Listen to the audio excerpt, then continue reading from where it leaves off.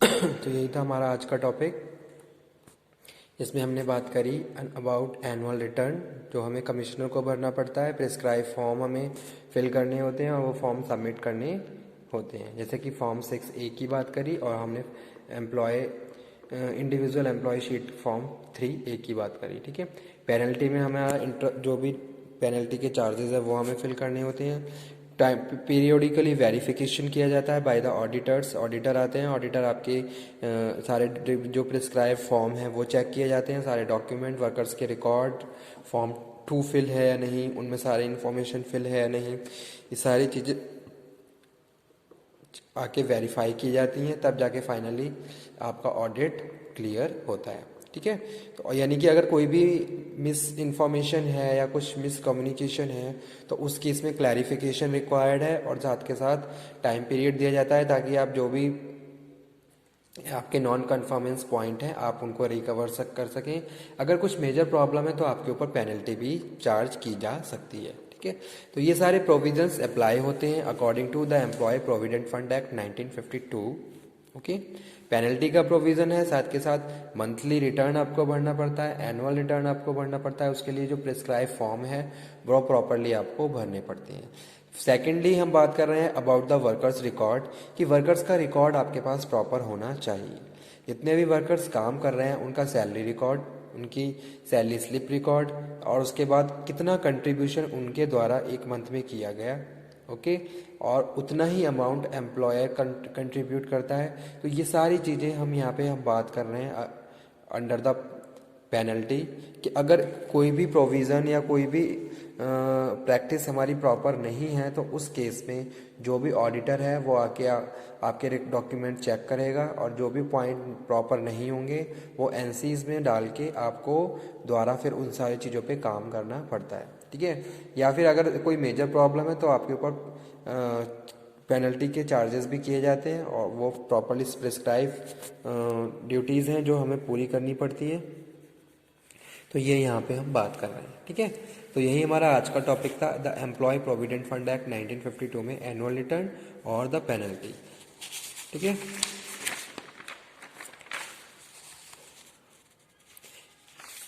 यानी कि जो भी पेनल्टी है, पेनल्टी में हम बात कर रहे हैं prescribe information about the candidate और देयर डिपेंडेंट और देयर नॉमिनीज। ओके। अगर कोई अकाउंट ऑलरेडी खुला हुआ है, अगर आप नए एस्टेब्लिशमेंट में जा रहे हैं तो वो अकाउंट ट्रांसफ़र भी किया जा सकता है बाय द एप्लीकेशन, और विलिंगली आप अपने कंट्रीब्यूशन अमाउंट को ज़्यादा बढ़ा भी सकते हो। तो ये भी एक प्रोविज़न है कि अगर आप चाहते हो कि आप ज़्यादा कंट्रीब्यूट करो तो उसके लिए भी आपको प्रिस्क्राइब फॉर्म भरने पड़ते हैं और वो फॉर्म एम्प्लॉयर को सबमिट करने होते हैं।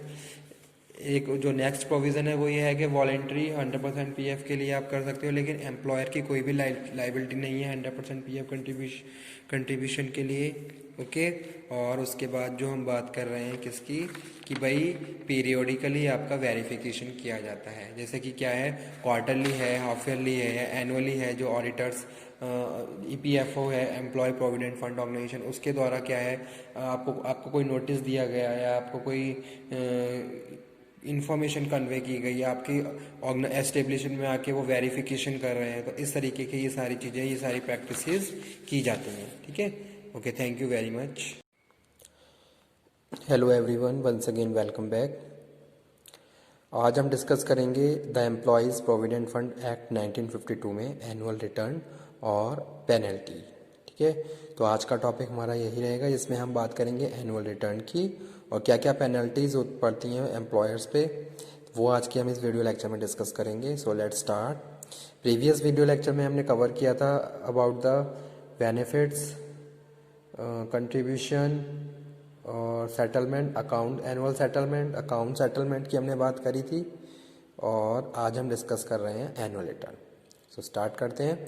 Employer shall send to commissioner within 1 month of the close of year a consolidated annual contribution statement form 6A and individual employee sheet form 3A showing contribution made by employees and employer during the year।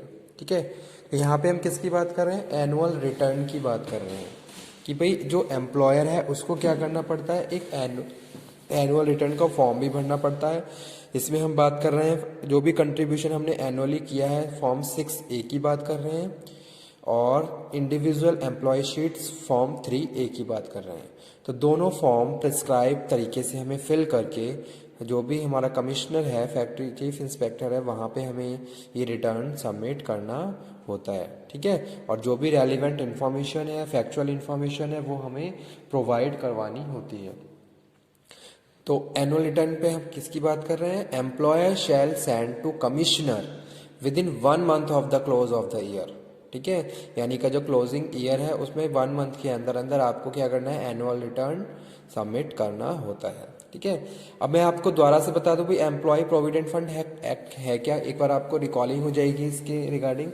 ये act किसके लिए बनाया गया है? By the एक तरीके से social security है आफ्टर द रिटायरमेंट और प्रीमेच्योर। ठीक है, या फिर आप VRS ले रहे हैं, इस तरीके से एक तरीके से एक पेंशन स्कीम है, सोशल सिक्योरिटी है जो आज के वर्कर्स को प्रोवाइड की जाती है। तो उसमें हम बात कर रहे हैं कंट्रीब्यूशन की भी। 12% कंट्रीब्यूशन आपके बेसिक जो भी सैलरी है उसमें से 12% कंट्रीब्यूशन एम्प्लॉय करता है, और उतना ही कंट्रीब्यूशन यानी कि 12% ही एम्प्लॉयर के द्वारा उसके PF अकाउंट में सबमिट किया जाता है, डिपॉजिट किया जाता है। ठीक है, अब जो एम्प्लॉयर का 12% होता है उसमें 8.33% पेंशन के पार्ट में जाता है और बाकी उसके PF अकाउंट में जाता है। ठीक है, तो इस तरीके से कंट्रीब्यूशन किया जाता है बाय एम्प्लॉय और employer both of the parties. अगर हम सिक इंडस्ट्रीज की बात करें तो वहाँ पे 10% कंट्रीब्यूशन का प्रोविजन है। अगर हम बात करें अदर इंडस्ट्रीज की तो वहाँ पे 12% कंट्रीब्यूशन का प्रोविजन दिया गया है। ठीक है, यानी कि एक तरीके से सोशल सिक्योरिटी है, एक तरीके से जो वर्कर्स हैं उनके लिए इन्वेस्टमेंट की बात कर रहे हैं, इंश्योरेंस की बात कर रहे हैं कि भाई आफ्टर रिटायरमेंट या फिर कोई कुछ स्पेशल केसेस जैसे कोई मेडिकल केस है, कोई बच्चों की पढ़ाई का केस है, कोई हाउसिंग है, कोई पॉलिसी भरनी है, या फिर कुछ मैरिज का केस है, चिल्ड्रंस का, तो ऐसे केस में हम एडवांस या विड्रॉल कर सकते हैं। लेकिन इसके लिए हमें प्रिस्क्राइब इंफॉर्मेशन अपने एम्प्लॉयर को प्रोवाइड करवानी होती है, तब जाके फाइनली विड्रॉल किया जा सकता है। ठीक है, तो ये क्या है? एक तरीके से सोशल सिक्योरिटी है जो वर्कर्स को दी गई, और 1952 में इसको स्टार्ट किया गया था। ठीक है, अब आ जाते हैं पेनल्टीज पे। भाई क्या क्या पेनल्टीज पड़ती हैं एम्प्लॉयर पे? तो 12 से लेके 37% interest is payable for the delay period in remitting contribution charges depending upon the delay period. पहले तो मैं आपको बता दूं कि भाई हर महीने क्या है, एम्प्लॉयर कंट्रीब्यूशन किया जाता है, यानी कि एक PF चालान हमें हर महीने जमा करना पड़ता है। ठीक है, अब उसी की बात कर रहे हैं कि अगर उसमें डिले हो जाती है तो उस केस में फिर हमें क्या करना है? पेनल्टी भरनी पड़ती है। जैसे कि विद इन 15 मंथ के 15 डेज के अंदर अंदर आपको क्या करना है? कंट्रीब्यूशन जो भी है वो चालान जमा करना होता है। ठीक है, लेकिन अगर आपका डिले हो गया है तो उस केस में 12 से 37% interest payable for the delay period in remitting contribution charges depending upon delay period. Provide detail of the self and nominees form 2। इसमें यहाँ पे हम बात कर रहे हैं, हमें क्या करना पड़ता है? सेल्फ की डिटेल, नॉमिनीज की डिटेल के लिए फॉर्म 2 भरना पड़ता है of PF and pension scheme at the time of the joining establishment. ठीक है, और पेंशन स्कीम, ये सब चीज़ें हमें at the time of joining ही क्या करनी है? सारी इन्फॉर्मेशन भरनी होती है। जैसे कि हम बात कर रहे हैं, जैसे सपोज आप किसी ऑर्गेनाइजेशन में गए, आप न्यू हो, तो स्टार्टिंग में जब से आपने उस ऑर्गेनाइजेशन को ज्वाइन किया तो तभी से आप क्या कर लोगे? वहाँ आपका PF डिडक्शन स्टार्ट हो जाएगा, कंट्रीब्यूशन स्टार्ट हो जाएगा, और फॉर्म 2 वहाँ पे आपको भरना पड़ेगा जिसमें प्रॉपर डिटेल होती है अबाउट द कैंडिडेट और उसके नॉमिनीज की, उसके डिपेंडेंट्स की। तो वो सारी इंफॉर्मेशन फॉर्म 2 में हमें फिल करनी होती है। ओके, सेकंड है in case of already PF account apply transfer of previous account to present account. ठीक है, अगर आप ऑलरेडी किसी एस्टेब्लिशमेंट में जॉब करके आ रहे हो या किसी ऑर्गेनाइजेशन में जॉब करके आ रहे हो, तो वहाँ पे अगर आपका PF अकाउंट ऑलरेडी ओपन है तो वो अकाउंट ट्रांसफर किया जा सकता है बाय द प्रिस्क्राइब फॉर्म और एप्लीकेशंस। ठीक है, तो इस तरीके से आप वही अकाउंट द्वारा न्यू एस्टेब्लिशमेंट में भी कंटिन्यू कर सकते हो और अपने PF में कंट्रीब्यूशन कर सकते हो। ठीक है, तो ये एक प्रोविजन दिया गया है। उसके बाद यहाँ पे हम बात कर रहे हैं if willing to contribute increase the same employer to the deduct.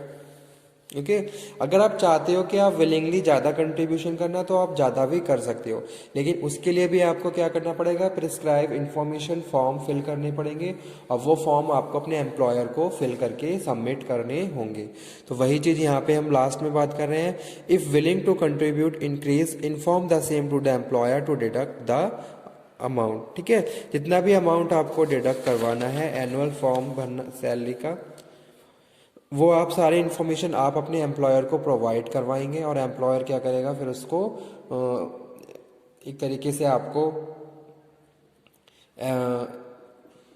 Approval देगा और उसके बाद जाके आपका कंट्रीब्यूशन स्टार्ट हो सकता है।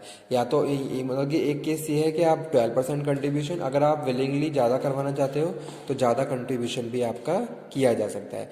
लेकिन जो भी हमें इन्फॉर्मेशन या जो भी हमें इस तरीके से हायर डिडक्शन करवाने हैं तो उसके लिए हमें क्या करना है, उसके लिए हमें प्रिस्क्राइब फॉर्म भरने होते हैं और उसके बाद जाके हमें इन सब चीज़ों के लिए अप्रूवल दिया जाता है। उसके बाद लिखा हुआ है voluntary PF can be up to 100% salary, लेकिन एम्प्लॉयर की कोई लाइबिलिटी नहीं है। Employer is not liable to pay contribution on the voluntary PF. Periodically verify the detail manufactured by the employer, और पीरियोडिकली ये सारी डिटेल क्या होती है, वेरीफाई होती है। जैसे कि अगर हम फैक्ट्री की बात करें या पीएफ की बात करें तो एचआर डिपार्टमेंट इन सारी चीज़ों के लिए कंसर्न होता है। एचआर डिपार्टमेंट में जो भी रिक्रूटमेंट सिलेक्शन या जो सैलरी का काम होता है वहाँ पे इन सारी चीज़ों को प्रॉपर्ली कंसीडर किया जाता है। जो भी कैंडिडेट सैलरी बना रहे हैं, जो भी एम्प्लॉय सैलरी का काम कर रहे हैं, उनके पास प्रॉपर इन्फॉर्मेशन है कि कितना पीएफ डिडक्शन होना है, कितना डिडक्शन कैसे, किसका कितना बेसिक वेज, वो सारी चीज़ें वहाँ पे प्रॉपर्ली मेंशन की जाती हैं। ठीक है, और तब जाके फाइनली वहाँ से ये हर महीने डिडक्शन किया जाता है। अब इसमें हम बात कर रहे हैं कि भाई अगर डिडक्शन किया जा रहा है तो सारी डिटेल एचआर के पास यानी कि एचआर डिपार्टमेंट में होनी चाहिए और पीरियोडिकली इन सब का वेरिफिकेशन भी किया जाता है। जैसे कि suppose by the state government जो भी फैक्ट्री ईपीएफओ है, एम्प्लॉय प्रोविडेंट फंड ऑर्गेनाइजेशन, तो वहाँ से ऑडिटर्स या फिर जो भी प्रिस्क्राइब अथॉरिटी है उसके थ्रू ऑडिट किया जाता है। ऑडिट में सारी चीज़ें चेक की जाती हैं कि भाई आपका कितने मंथली चालान जमा हो चुके हैं, किस किस डेट तक आपने चालान जमा करे, अगर कभी डिले हुआ तो उसको में कितना आपको पेनल्टी पड़ी, ये सारी चीज़ें वेरिफिकेशन आपकी